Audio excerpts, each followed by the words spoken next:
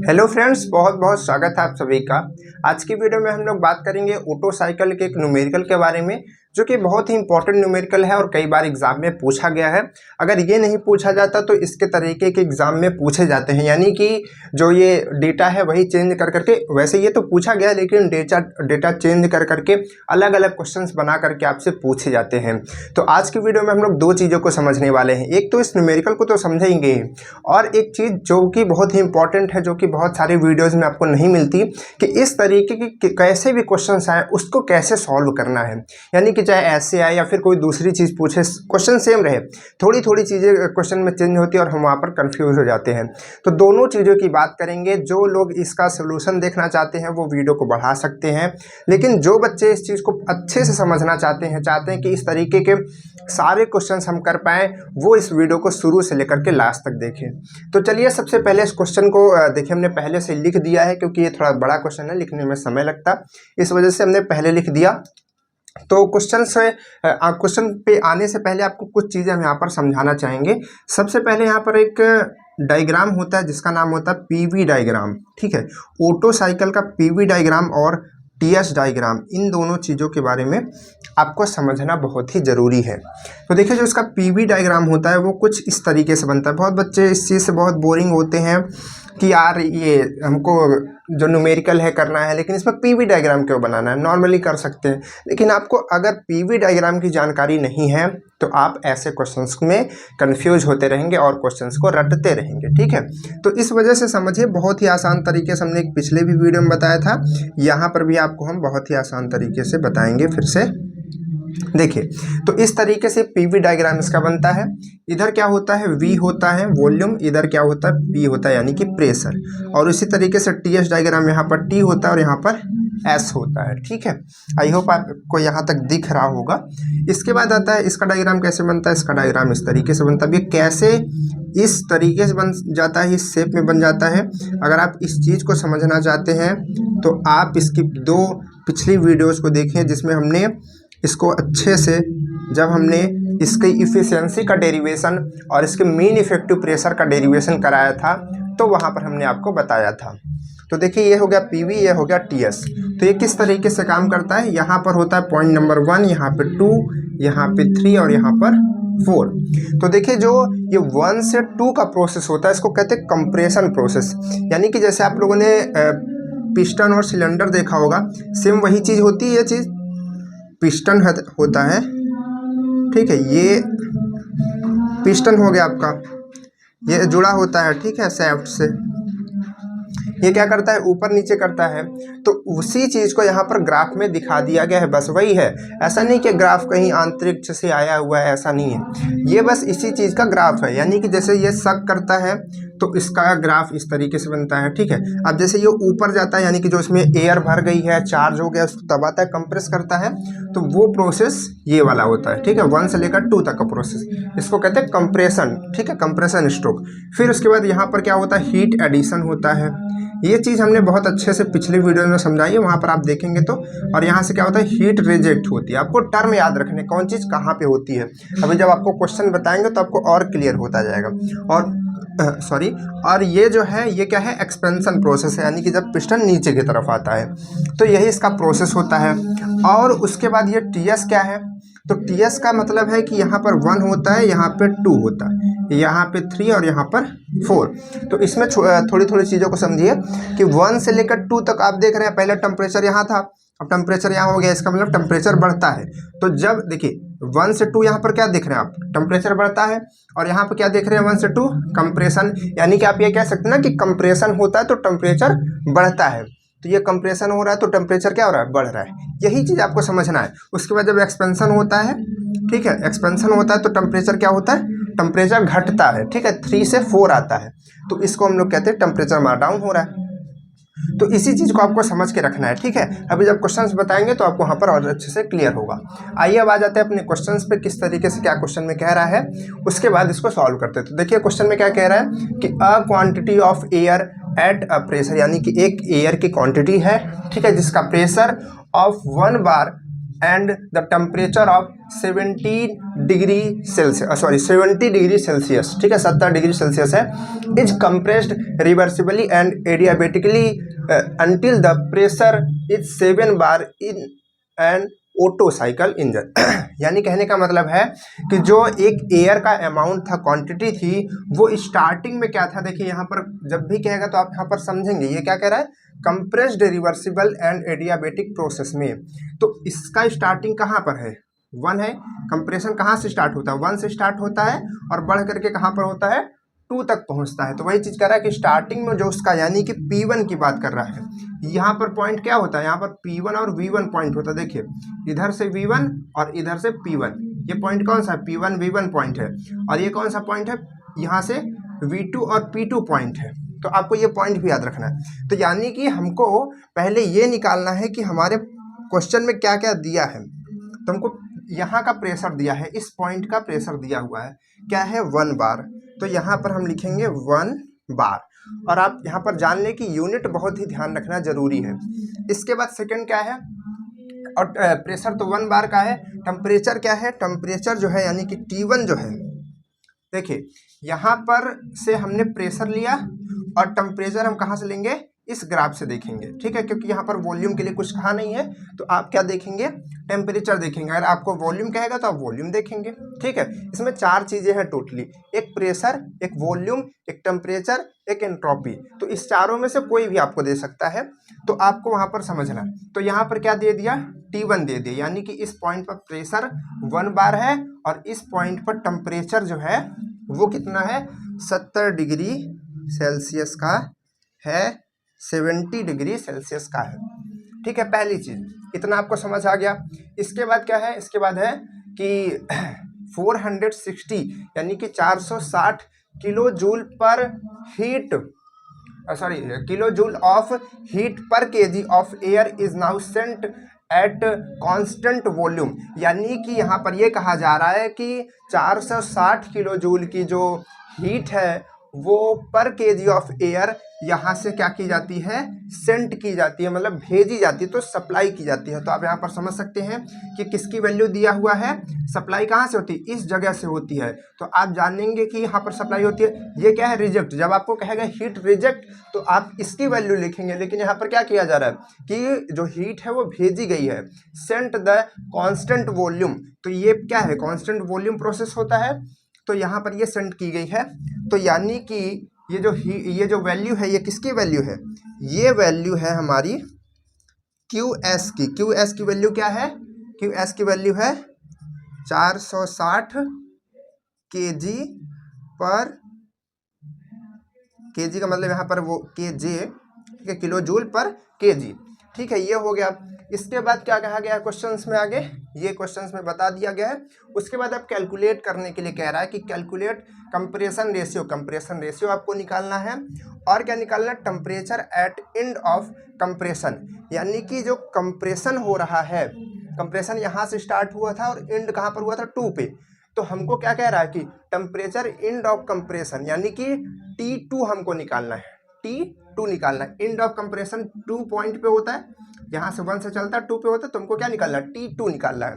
देखिए वीडियो थोड़ा सा लॉन्ग हो सकती है, ये हम मानते हैं, लेकिन अगर आप इसको लास्ट तक देखेंगे तो आपको अच्छे से चीज़ें कवर हो जाएंगी, क्लियर हो जाएंगी।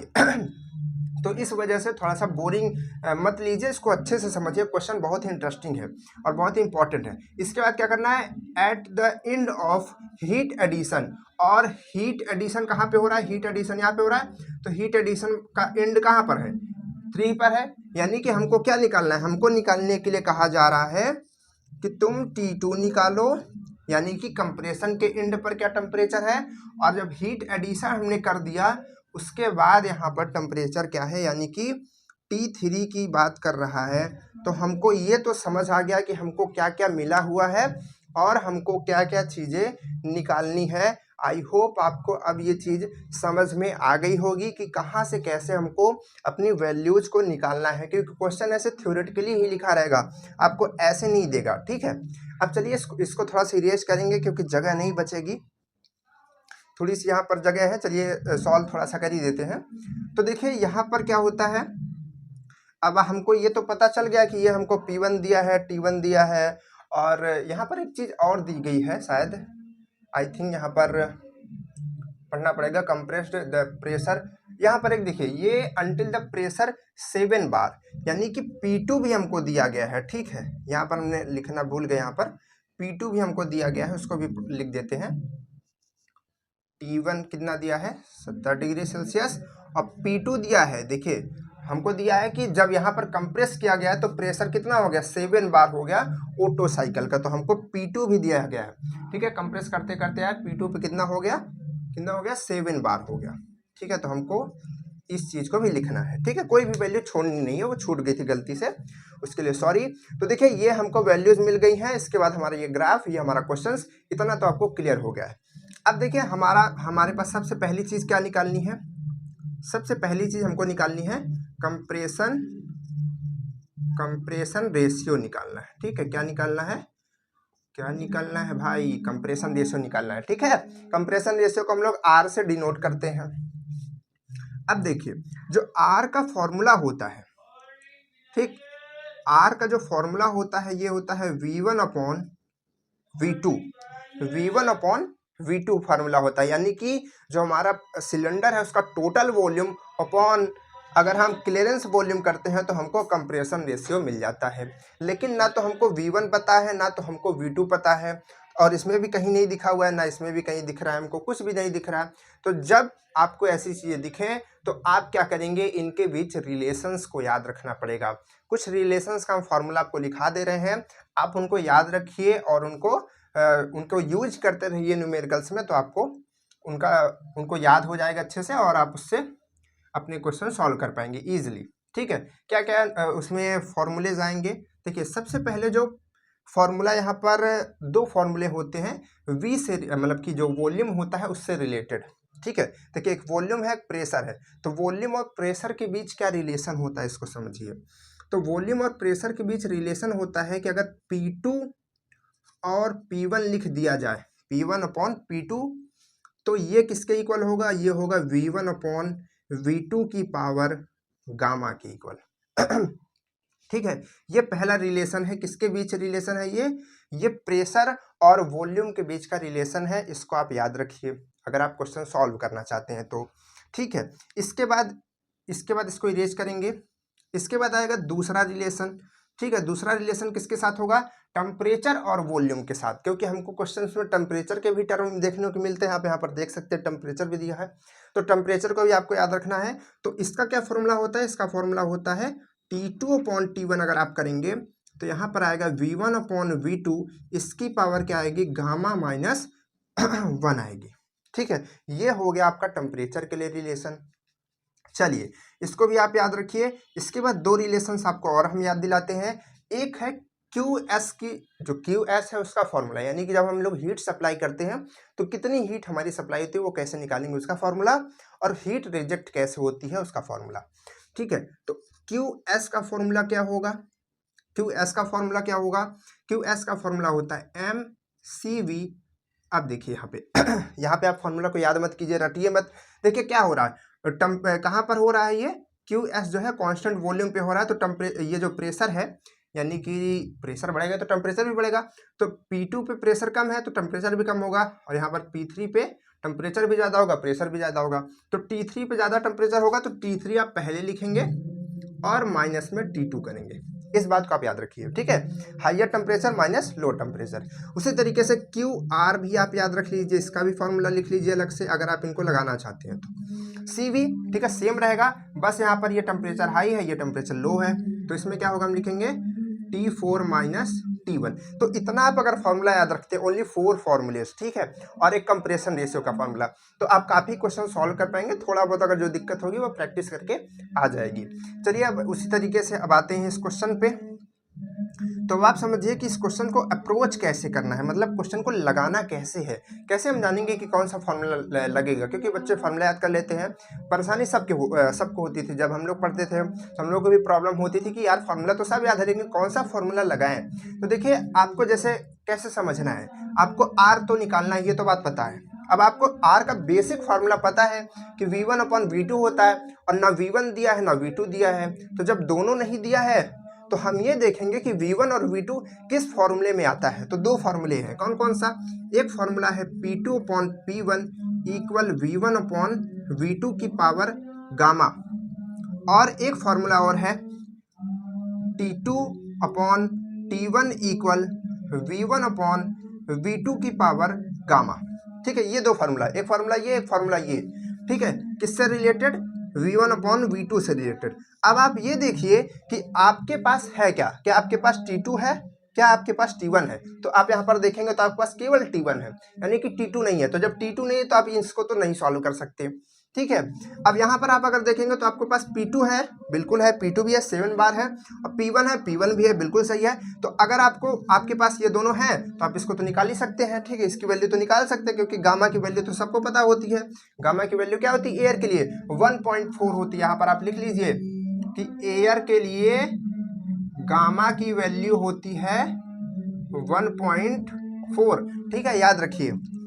चलिए, अलग अलग केस में वो थोड़ा बहुत वेरी कर जाती है। तो हमको ये तो समझ आ गया कि हमको ये वाला फॉर्मूला लगाना है। ठीक है, कैसे समझ आए ये भी हम बता दिए। आप परेशान मत होइए, बिल्कुल अगर आप वीडियो को लास्ट तक देखेंगे एक एक चीज़ें आपको फील होने लगेंगी। तो हमको ये पता चल गया, तो हम यहाँ पर क्या लिखेंगे? ये चीज़ तो लिखा ही रहेगा, तो यहाँ पर लिखेंगे कि वी नो दैट, ऐसे करके लिख सकते हैं। लेकिन यहाँ पर इतना सॉल्व नहीं करने जा रहे हैं क्योंकि जगह नहीं है ना। तो यहाँ पर हम डायरेक्टली ऐसे एरो बनाएंगे और लिखेंगे P2/P1 इक्वल V1/V2 की पावर गामा। ठीक है, इसकी वैल्यू क्या होगी? गामा। तो ये हमारे पास वैल्यू आ गई। अब हमको इसको निकालना है, तो इसकी वैल्यू निकालनी है, तो हमको इस गामा को इधर भेजना होगा। यानी कि इसको जब हम थोड़ा सा सॉल्व करेंगे तो यहाँ पर क्या आएगा? यहाँ पर आएगा V1/V2 इक्वल P2/P1 की पावर क्या हो जाएगी? 1/गामा। ठीक है, गामा को हमने इधर सेंड कर दिया पावर को, तो वो इस तरीके से हो जाएगा। इतना तो आप लोगों ने क्लास 8 वगैरह में पढ़ा होगा। ठीक है, ये चीज़ें। अब हमको क्या करना है? अब हमको P1 और P2 की वैल्यू रखनी और गामा की वैल्यू रखनी, आ जाएगा हमारा। ठीक है, तो चलिए इसको थोड़ा सा इरेज करते हैं ऊपर का, क्योंकि बहुत जगह लेके रखा हुआ है। अब हमको तो ये पता चल ही गया है कि वैल्यू क्या क्या है, तो वो तो हम निकाल ही लिए हैं, बस हमको सॉल्व करना है। तो इसको इरेज कर देते हैं। ठीक है, थोड़ा सा बाहर से शोर हो रहा है, इस वजह से आप हो सकता है डिस्टर्ब हो रहे हो, लेकिन उसको थोड़ा ना कंसीडर कीजिए, क्वेश्चन को समझिए। ठीक है, तो देखिए यहाँ पर हमारे पास क्या है? V1/V2। ठीक है, इक्वल में P1 की वैल्यू क्या है? 7 बार।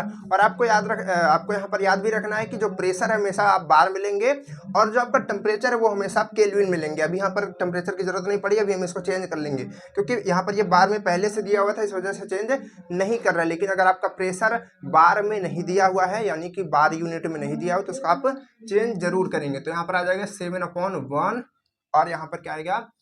1/1.4।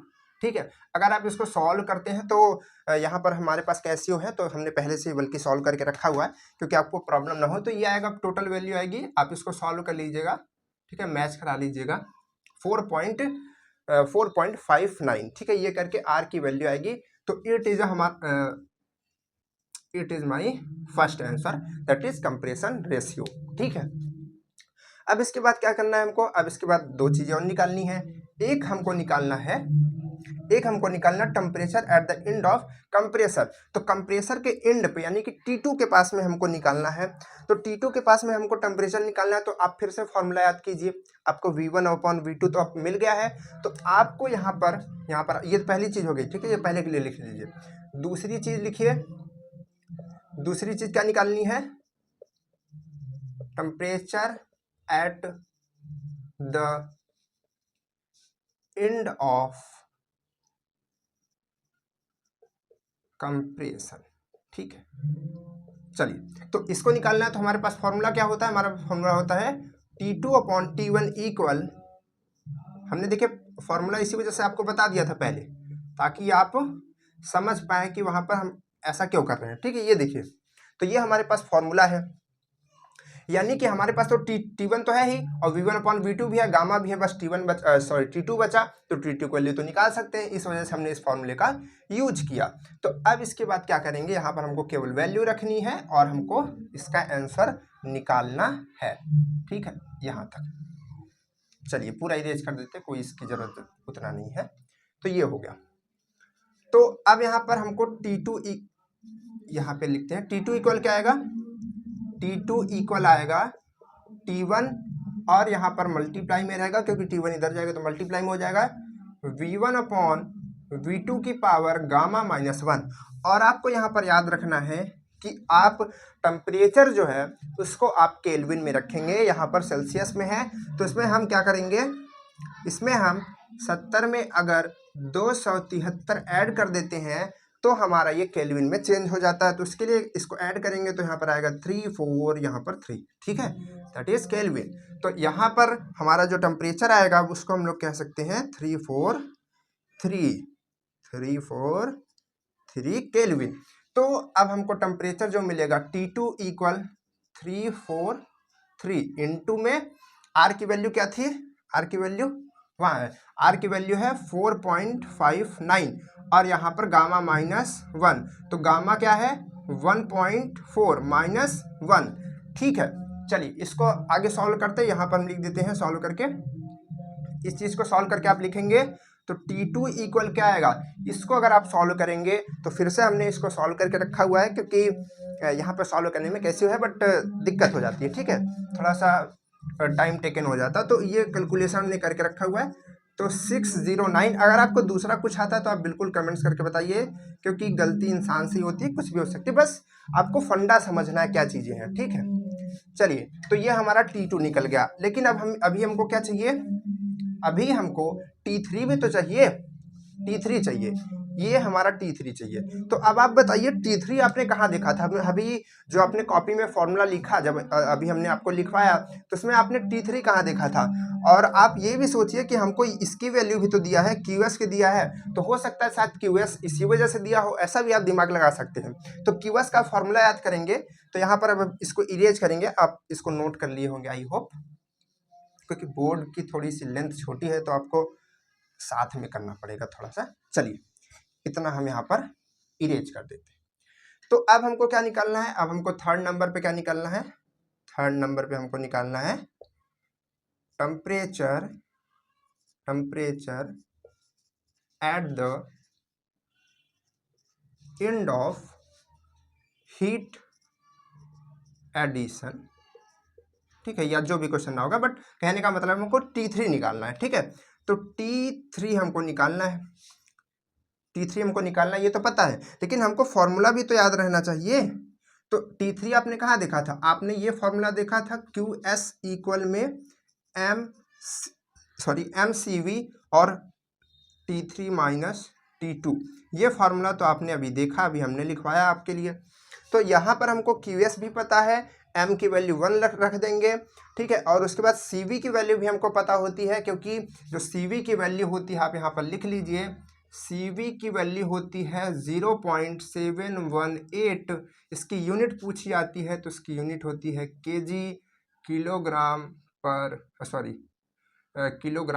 केल्विन, ठीक है। इसकी यूनिट कभी कभी एग्जाम में जो ऑब्जेक्टिव कभी कभी जो पेपर्स वगैरह होते हैं उसमें पूछ लिया जाता है, तो यहाँ के लिए नहीं, सेमेस्टर के लिए नहीं, कभी भी ऑब्जेक्टिव के लिए, तो ये वैल्यू होती है, ठीक है। तो यहाँ पर हम लोग क्या करेंगे, यहाँ पर किसकी वैल्यू निकालनी है, हमको T2 भी पता है, बस T3 की वैल्यू निकालनी है, तो इसको हम थोड़ा सा सॉल्व कर लेते हैं पहले। तो चलिए इसको इरेज करते हैं, हमको ये वैल्यू याद रखनी है कि क्या है 460 है, ठीक है, QS की वैल्यू आपको याद रखनी है। चलिए तो इसको थोड़ा सा सॉल्व करते हैं, क्या करेंगे, इसकी वैल्यू तो 1 आ गई, तो यहाँ पर क्या आएगा, यहाँ पर आएगा QS, CV को इधर भेजेंगे तो अपॉन में हो जाएगा, CV इक्वल में क्या आएगा T3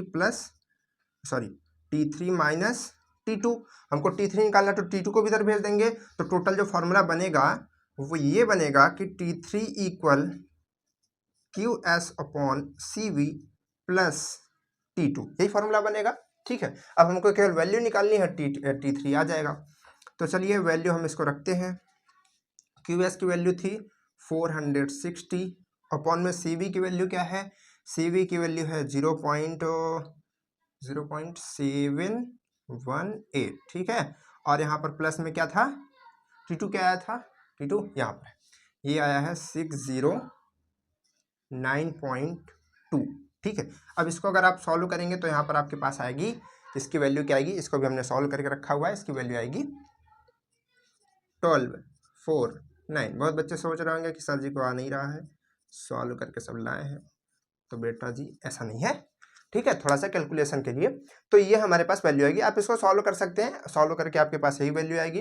तो इस तरीके से ये जो पूरा क्वेश्चन है इसको हमने सॉल्व किया, आपको समझाया। एक एक बात है कि अगर आप क्वेश्चन में कुछ चीज़ें चेंज होती, जैसे मान लीजिए कि अब यहाँ पर जैसे QS दिया था, ठीक है, QS दिया था तो QR मान लीजिए दे देता कि रिजेक्शन टाइम पर जितना जो हीट है वो इतनी रिजेक्ट हो रही है, ठीक है। तो आप क्या कीजिए, T4 निकालिए, तो आप वहाँ से T4 भी निकाल सकते थे क्योंकि आपको T1 पता था, ठीक है। तो ऐसे करके आप जब चीज़ों को समझ करके करेंगे तो आपके लिए बेनिफिशियल होगा। आप चीज़ों को रटेंगे नहीं, एज ए इंजीनियर आपके लिए वो इन फ्यूचर काम करेगा, ठीक है। अभी कॉलेज वगैरह में है, यहाँ पर आप न्यूमेरिकल सॉल्व कर रहे हैं, बाद में जाकर के ये चीज़ें बहुत काम आने वाली हैं। तो इस वजह से इन चीज़ों को रटिए नहीं, चीज़ों को समझिए।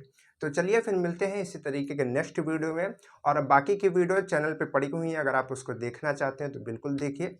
चलिए फिर मिलते हैं नेक्स्ट वीडियो में, तब तक के लिए बाय बाय।